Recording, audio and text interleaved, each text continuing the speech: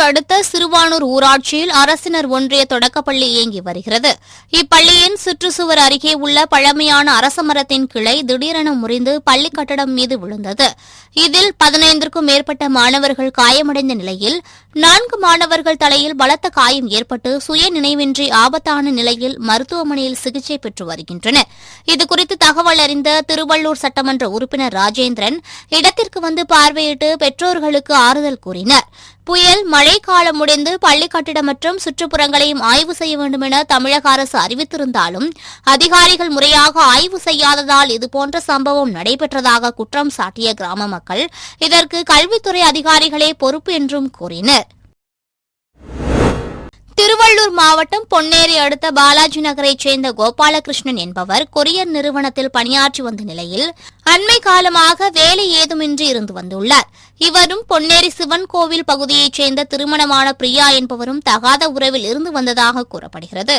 இந்நிலையில் கோபாலகிருஷ்ணனுக்கும் பிரியாவிற்கும் இடையே கடந்த சில நாட்களாக தகராறு ஏற்பட்டு தொலைபேசியில் பேசியபோது முற்றியுள்ளது. இதனையடுத்து பிரியா கூலிப்படையினருடன் சென்று பொன்னேரி நகராட்சி அலுவலகத்தின் அருகே இருந்த கோபாலகிருஷ்ணனை அரிவாளால் சரமாரியாக வெட்டிவிட்டு தப்பி சென்றார். இதுகுறித்து அறிந்து வந்த போலீசார் கோபாலகிருஷ்ணனை மீட்டு பொன்னேரி அரசு மருத்துவமனைக்கு கொண்டு சென்ற நிலையில் பரிதாபமாக உயிரிழந்தார். இதனையடுத்து கொலை சம்பவம் குறித்து வழக்கு பதிவு செய்து பிரியாவை கைது செய்து விசாரணை மேற்கொண்டு வருகின்றனர்.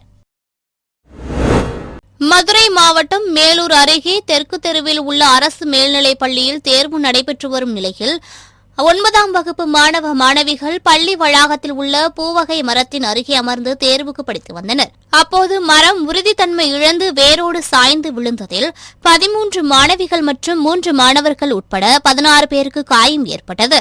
இதனைத் தொடர்ந்து அனைவரும் மீட்கப்பட்டு அருகில் உள்ள ஆரம்ப சுகாதார நிலையத்தில் முதலுதவி அளிக்கப்பட்டதைத் தொடர்ந்து மேல் சிகிச்சைக்காக மதுரை அரசு ராஜாஜி மருத்துவமனைக்கு அனுப்பி வைக்கப்பட்டனர். அரசு பள்ளியில் மரம் வேரோடு சாய்ந்து விழுந்ததில் மாணவ மாணவிகள் காயமடைந்த சம்பவத்தால் பரபரப்பு ஏற்பட்டது. வேலூர் மாவட்டம் அம்முண்டியில் வேலூர் கூட்டுறவு சர்க்கரை ஆலையில் கரும்பு அரவை துவக்க விழா மாவட்ட ஆட்சியர் குமாரவேல் பாண்டியன் தலைமையில் நடைபெற்றது.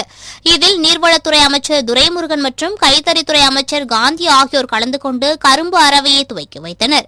பின்னர் செய்தியாளர்களிடம் பேசிய அமைச்சர் துரைமுருகன் சென்னை பகுதியில் 2 புதிய நீர்நிலைகளை உருவாக்க மக்கள் தொடர்ந்து எதிர்ப்பு தெரிவித்ததால் பணிகள் தடைபடுகிறது என்றும் ஏற்கனவே உள்ள செம்பரம்பாக்கம் பூண்டி உள்ளிட்ட ஏரிகளின் உயரத்தை 1 அடி உயர்த்த திட்டமிட்டுள்ளதாகவும் தெரிவித்தார். தெரியல அது உள்ள கூப்பிட்டு இருக்காரா இல்லையான்னு தெரியல. ஏன்னா இங்க இருக்க நான் காலையில் பத்திரிகையில் பார்த்தேன். இப்போ போய் தான் கன்ஃபார்ம் பண்ணணும். சென்னையில் நிறைய வெள்ளப்பெருக்கு ஏற்படுது. அது சுற்றி புதிய நீர்நிலைகள் ஏற்படுத்தக்கூடிய வாய்ப்பு இருக்கு. ஏரிகள் ஏதாவது புதுசாக ஒரு 2-3 ஏற்படுத்துறது எங்கே சென்னையை சுற்றி கட்ட நீர்நிலைகளை உருவாக்குறதுக்கு நாங்கள் நீண்ட காலமாக ஆராய்ச்சி பண்ணுறோம். கிடைக்கல. 2 இடம் தான் கிடைச்சது. ராமஞ்சேரி திருக்கண்டலம்னு. அந்த ராமஞ்சேரிக்கு போனால் ஒரு பெரிய டேம் கட்டலாம். அந்த 2 ஊரையும் சேர்த்து பணமும் இருக்க தயார். ஆனால் அந்த ஊர் மக்கள் அங்கே அளக்கிறதுக்கு போனாலே கட்டிட்டு வைக்கணும் தராங்க. இன்னொன்று திருக்கண்டலம்ன்ற ஏரியில் போன கவர்மெண்ட்டு கட்டி அது ஃபெயிலியர் ஆகி போயிடுச்சு. அது ஆடிட் ஜெனரல் ரிப்போர்ட் கூட பெருசாக எழுதியிருந்தான். அதனால் கெட்டு போச்சு. அதனால் இப்போ மறுபடியும் பூண்டியினுடைய கொள்ளளவை ஒரு அடி உயர்த்திலாம் செம்பரம்பாக்கம் உயர்த்தலாம். இதெல்லாம் பண்ணியிருக்கு. அதனால் ஒரு ஆர்வத்தை குழு போட்டிருக்கேன். அவங்க ரிப்போர்ட் கொடுத்த பிறகு. கிருஷ்ணகிரி மாவட்டம் ஊத்தங்கரை அடுத்த கொண்டம்பட்டி கூட்ரோடு சாலை அருகே குப்பநத்தம் கிராமத்தைச் சேர்ந்தவர் சித்ரா. இவர் தனது மகன் மற்றும் மகள் வித்யாவுடன் ஊத்தங்கரை அரசு மருத்துவமனையில் உடல்நிலை குறைவால் சிகிச்சைக்காக சேர்க்கப்பட்டிருந்த உறவினரை பார்ப்பதற்காக இருசக்கர வாகனத்தில் சென்று கொண்டிருந்தார். அப்போது எதிரே வந்த கார் மோதிய விபத்தில் சித்ரா சம்பவ இடத்திலேயே உயிரிழந்தார். மேலும் அவரது மகள் வித்யா கால் முறிவு ஏற்பட்டு மேல் சிகிச்சைக்காக கிருஷ்ணகிரி அரசு மருத்துவமனையில் சேர்க்கப்பட்டார். சித்ராவின் மகன் அதிர்ஷ்டவசமாக உயிர் தப்பிய நிலையில் சித்ராவின் உறவினர்கள் கார் ஓட்டுநரை உடனடியாக கைது செய்யவில்லை என்றால் சாலை மறியலில் ஈடுபடுவோம் என கூறி போலீசாரிடம் வாக்குவாதத்தில் ஈடுபட்டனர். இதனால் அப்பகுதியில் பரபரப்பு ஏற்பட்டது. சென்னை ஜாக்டோ ஜியோ உயர்மட்ட குழு கூட்டம் திருவல்லிக்கேணியில் நடைபெற்றது. கூட்டத்திற்கு பின்னர் செய்தியாளர்களை சந்தித்த ஜாக்டோ ஜியோ மாநில ஒருங்கிணைப்பாளர் அன்பரசன், அரசு பள்ளி மாணவர்களுக்கான சிற்றுண்டி திட்டத்தை அங்கன்வாடி ஊழியர்களிடம் ஒப்படைக்க வேண்டும் உள்ளிட்ட 10 அம்ச கோரிக்கைகளை வலியுறுத்தி போராட்டம் நடத்த முடிவு எடுத்துள்ளதாக தெரிவித்தார். மேலும் அரசு பேச்சுவார்த்தைக்கு அழைக்க தவறினால் ஜனவரி மாதம் அடுத்த கட்ட போராட்டத்தை முன்னெடுக்கப்படும் என்றும் கூறினார். வெள்ளம் புயலின் காரணமாக மக்களுக்கான துயர் துடைக்கக்கூடிய பணியில் மாநில அரசு கடுமையாக ஈடுபடக்கூடிய நேரத்தில் மக்களுடைய வரிப்பணத்தில் ஊதியம் பெறக்கூடிய ஆசிரியர்கள், அரசு ஊழியர்கள், அரசு பணியாளர்கள் நாங்கள் அனைவரும் இந்த 14 லட்சம் பேரும் இந்த மக்களுக்கான துயர் துடைப்பு பணிக்காக ஒரு நாள் ஊதியத்தை வழங்குவது என்ற தீர்மானத்தை முதல் நிறைவேற்றியிருக்கோம். இரண்டாவது, மக்களுடைய வரிப்பணத்தில் ஊதியம் பெற்றாலும் இந்த அரசு பொறுப்பேற்றதிலிருந்து ஒரு குடும்ப சண்டை போல தொடர்ந்து போராட்டத்தை நடத்திக்கிட்டே வர்றோம். நாங்கள் போராட்டத்தை அறிவிக்கும் போது அமைச்சர்கள் அழைத்து பேசுவது அல்லது முதல்வருடைய கவனத்துக்கு கொண்டு செல்வது என்ற அடிப்படையில் கடந்த 9ஆம் தேதி தமிழ்நாடு முழுவதும் தமிழகத்தினுடைய முதல்வருடைய தேர்தல் வாக்குறுதியும் ஜாக்டோஜியினுடைய தீவுத்தடல் மாநாட்டில் மாண்புமிகு முதல்வர் பேசியது போல மறுக்கலை மறைக்கவும் இல்லைன்னாரு. ஆனால் இப்போ மறுத்துக்கிட்டே இருக்காரு அப்படின்ற அடிப்படையில் அவரை நினைவுபடுத்துறதுக்காக 9ஆம் தேதி தமிழ்நாடு முழுவதும் மறியல் வச்சுருந்தோம். மக்கள் புயல் வெள்ளத்தில் இப்படி பாதிக்கப்படும் பொழுது 4 மாவட்டம் தானே, 4 மாவட்டத்தை விட்டுட்டு தமிழக முதல்வர் கவனம் இருக்கக்கூடிய இடத்துல நம்முடைய மறியலை நடத்தலான்னு முடிவு பண்ணும்போது கூட நாங்கள் நிச்சயமாக அப்படி பண்ணக்கூடாதுன்னு அந்த போராட்டத்தை ஒத்தி வச்சோம். இன்றைக்கு ஏற்கனவே எடுத்த முடிவு மாண்புமிகு தமிழக முதல்வருக்கும் நாங்கள் கொடுத்துருக்கோம். அங்கே இருக்கக்கூடிய ஃபைனான்ஸ் செக்ரட்டரி, முதன்மைச் செயலாளர் எல்லார்ட்டையும் கொடுத்துருக்கோம். டிசம்பர் 28 என்பது கோட்டையை முற்றுகையிட்டு கடந்த ஆட்சியாளர் போல எங்களுடைய தேர்தல் கால வாக்குறுதியில் மாண்புமிகு இன்றைய முதல்வர் அறிவித்த பழைய ஓய்வூதியம், மறுபுறம் எங்களிடம் கடந்த அரசு பறித்த சரண்டரை இவர்கள் ஆட்சிக்கு வந்ததுக்கு பிறகு அன்டில் ஃபர்தர் ஆர்டர்னு போடக்கூடிய அளவுக்கு கொரோனாவுக்கு பறித்ததை நிரந்தரமாக பறித்த ஒரு அரசாக இது மாறியிருக்கு. எனவே இதை மீட்பது இந்த அரசிடமிருந்து போராடி தான் மீட்க முடியுன்ற முடிவை இன்றைக்கி நாங்கள் எடுத்ததன் அடிப்படையில் புயல் பாதிப்புகள் அத்தனையும் எல்லாத்திலிருந்து மீட்கக்கூடிய எங்களுடைய ஒரு நாள் ஊதியத்தை கொடுத்தாலும் ஏற்கனவே திட்டமிட்ட அடிப்படையில் டிசம்பர் 28ஆம் தேதி சற்றேறக்குரிய 5 லட்சம் அரசு ஊழியர், ஆசிரியர், அரசு பணியாளர்கள் சென்னையை நோக்கி கோட்டை முற்றுகையிடுறது. கடலூர் மாவட்டம் திட்டக்குடியில் மாவட்ட ஆட்சியர் அருண் தம்பராஜ் தலைமையில் அரசு பல்துறை நலத்திட்ட உதவிகள் வழங்கும் விழா நடைபெற்றது. இவ்விழாவில் சிறப்பு அழைப்பாளராக தொழிலாளர் நலத்துறை அமைச்சர் சி.வே. கணேசன் கலந்து கொண்டு முதியோர் மற்றும் இதர உதவித்தொகைகள், இலவச வீட்டுமனை பட்டா, வேளாண் துறை என அரசின் பல்துறை சார்பில் 1285 பயனாளிகளுக்கு 4,64,57,017 ரூபாய் மதிப்பிலான நலத்திட்ட உதவிகளை வழங்கினர்.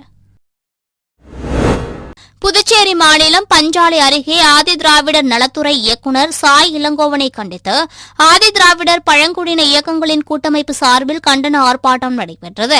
கூட்டமைப்பின் தலைவர் ராமசாமி தலைமையில் நடைபெற்ற கண்டன ஆர்ப்பாட்டத்தில் 100க்கும் மேற்பட்டோர் கலந்து கொண்டு தலித் மற்றும் பழங்குடியின மக்களுக்கு எதிராக செயல்படும் நலத்துறை இயக்குநர் சாய் இளங்கோவனை உடனடியாக இடமாற்றம் செய்ய வேண்டும் என்று வலியுறுத்தினர். தமிழகத்திலிருந்து கேரளாவிற்கு கனிம வளம் கடத்தப்படுவதை கண்டித்து அங்கிருந்து மருத்துவம் மற்றும் இறைச்சி கழிவுகளை கொண்டு வந்து தமிழகத்தில் கொட்டுவதை கண்டித்தும் இந்திய ஐக்கிய கம்யூனிஸ்ட் கட்சியினர் தென்காசி புதிய பேருந்து நிலையம் முன்பு கண்டன ஆர்ப்பாட்டத்தில் ஈடுபட்டனர். மாவட்ட செயலாளர் காளியப்பன் தலைமையில் நடைபெற்ற ஆர்ப்பாட்டத்தில் 100க்கும் மேற்பட்டோர் கலந்து கொண்டு கோஷம் எழுப்பினர். பல்வேறு கோரிக்கைகளை வலியுறுத்தி மார்க்சிஸ்ட் கம்யூனிஸ்ட் கட்சி சார்பில் கடலூர் சாவடி பகுதியில் உள்ள தமிழ்நாடு மின்வாரிய செயற்பொறியாளர் அலுவலகத்தில் கோரிக்கை மனு கொடுத்து ஆர்ப்பாட்டம் நடைபெற்றது. இந்த ஆர்ப்பாட்டத்தில் 100க்கும் மேற்பட்டோர் கலந்து கொண்டு மின்சார வாரியத்தை பாதுகாத்திட வேண்டும், மின் இணைப்பிற்கு வழங்கப்படும் 100 யூனிட் இலவச மின்சாரத்தை பாதுகாக்க வேண்டும், தமிழ்நாடு அரசு ஸ்மார்ட் மீட்டர் பொருத்தும் திட்டத்தை உடனடியாக கைவிட வேண்டும் உள்ளிட்ட கோரிக்கைகளை வலியுறுத்தி கோஷம் எழுப்பினர். சேலத்தில் இயங்கி வரும் அனுமதி பெறாத நூற்றுக்கணக்கான சாயப்பட்டறைகளிலிருந்து வெளியேற்றப்படும் ரசாயனம் கலந்த கழிவுநீர் சுத்திகரிப்பு செய்யாமல் திருமணி முத்தாறில் நேரடியாக விடப்படுகிறது. இதனால் கொண்டாலம்பட்டி, பூலாவரி, உத்தம சோழபுரம் உள்ளிட்ட பகுதிகளில் நிலத்தடி நீர் பாதிக்கப்பட்டு விவசாயத்திற்கு தண்ணீர் பயன்படுத்த முடியாத நிலை உள்ளதாக விவசாயிகள் குற்றம் சாட்டினர். இதுகுறித்து மாசு கட்டுப்பாட்டு வாரிய அதிகாரிகளுக்கு புகார் அளித்தும் எந்தவொரு நடவடிக்கையும் எடுக்காத காரணத்தினால் அப்பகுதியைச் சேர்ந்த விவசாயிகள் கருகிய பயிர்கள் மற்றும் மாசடைந்த நீருடன் மாவட்ட ஆட்சியர் அலுவலகத்திற்கு வருகை தந்தனர். மேலும் சேலத்தில் அனுமதியின்றி இயங்கும் சாயப்பட்டறைகள் கண்காணித்து மூட நடவடிக்கை எடுக்க வேண்டும். புயலால் பாதிக்கப்பட்ட 4 மாவட்ட விவசாயிகளுக்கு ஏக்கர் ஒன்றிற்கு 25,000 ரூபாய் வழங்க நடவடிக்கை எடுக்க வேண்டும் என்று கோரி மனு அளித்தனர். மாவட்டத்தில் இன்னைக்கு 2 வாரமா மழை கிடையாதனால சுத்திகரிக்கப்படாத அதிக அளவு உங்களுக்கு சாயக்கழிவுகள் உங்களுக்கு திருமணிமுத்தார், ராஜவாய்க்கால், காட்டூர், சின்னேரி இருக்கிறவர் ராஜவாய்க்கால தொடர்ந்து தண்ணி வரதுனால விவசாயம் கடுமையான பாதிப்பு. தண்ணி விட்ட உடனே வெச்ச சோளப்பயிர் ரெடி வந்ததெல்லாம் கூட நீ கருகி போச்சு. இது சம்பந்தமா நாங்கள் பறக்கம்படை, மாசு கட்டுப்பாட்டு வாரியம், மாவட்ட ஆட்சியர் சேர்ந்து மனு கொடுக்க வந்திருக்கோம். 3 மாசத்துக்கு ஒரு ட்ரிப்பு இதே பிரச்சனையா இருக்கு. வருஷத்துல 4 ட்ரிப்பு மனு கொடுக்குறோம். 1 மாசம் வராதற்கு திருப்பி தொடர்ந்து ஒரு பற்றம் 3 நாள் 100 பற்றம் உருவாயிருது. விவசாயிகள் விவசாயம் செய்யறதை விட்டுட்டு போக வேண்டிய நிலைமையில இன்னைக்கு சேலம் மாவட்டத்தில் இன்னைக்கு இந்த சுத்திகரிப்படாத சாய ஆலைகளால பிரச்சனை வளர்ந்துகிட்டு இருக்குது. குடிக்கிறது ஆடு மாடுகள் தண்ணி குடிக்கிறதுக்கே வழி இல்லாத நிலைமையில இன்னைக்கு நாங்கள் இருக்கிறோம். நெய்க்காரப்பட்டி, கொட்டணத்தான் ஏரி, காட்டூர், சின்னேரி இந்த வாய்க்காலில் வர தண்ணியெல்லாம் போய் கழிவு தேங்கி நிற்கிறதுனால 400 ஏக்கருக்கு மேலே 2 ஏரி தேங்கி நிற்கிறதுனால சுற்று வட்டார பகுதியில் இருக்கிற பாசன விவசாய கிணறுகள் ரசாயன கலந்த நீராக இருக்கிறதுனால ஆடு மாடுகள் குடிக்க முடியாத நிலைமை இருக்கு. கை காலெல்லாம் பிப்பு வந்துடுது. எங்களுக்கு சட்டத்துக்கு விரோதமாக செயல்படும் ஆலைகளை கண்டறிஞ்சு நடவடிக்கை எடுத்து விவசாயம் செய்யறதுக்கு மாசு கட்டுப்பாட்டு வாரியம் நடவடிக்கை எடுக்குன்னு சொல்லி நாங்கள் கோரிக்கை கொடுக்குறோம். மற்றும் சென்னை, காஞ்சிபுரம், செங்கல்பட்டு, திருவள்ளூர் மாவட்டங்கள் கடுமையான இன்னைக்கு புயல் மழை வெள்ளத்தினால் பாதிக்கப்பட்ட விவசாயிகள் அதிக அளவு பாதிப்படைஞ்சிருக்காங்க. அறுவடைக்கு தயாராக இருந்த நெற்கதிர்கள் மழை வெள்ளத்தில் மூழ்கிறதுனால ஏக்கருக்கு 25,000 ரூபாய் இழப்பீடு வழங்குன்னு சொல்லி முதலமைச்சர் கோரிக்கை வைக்கிறோம். மற்றும் பயிர் காப்பீட்டு செஞ்ச விவசாயிகளுக்கு அரசு முன்னிருந்து அந்த பணத்தையும் பெற்றுக் கொடுக்குன்னு சொல்லி நாங்கள் கோரிக்கை வைக்கிறோங்க பாதிக்கப்பட்ட விவசாயிகள் சார்பில்.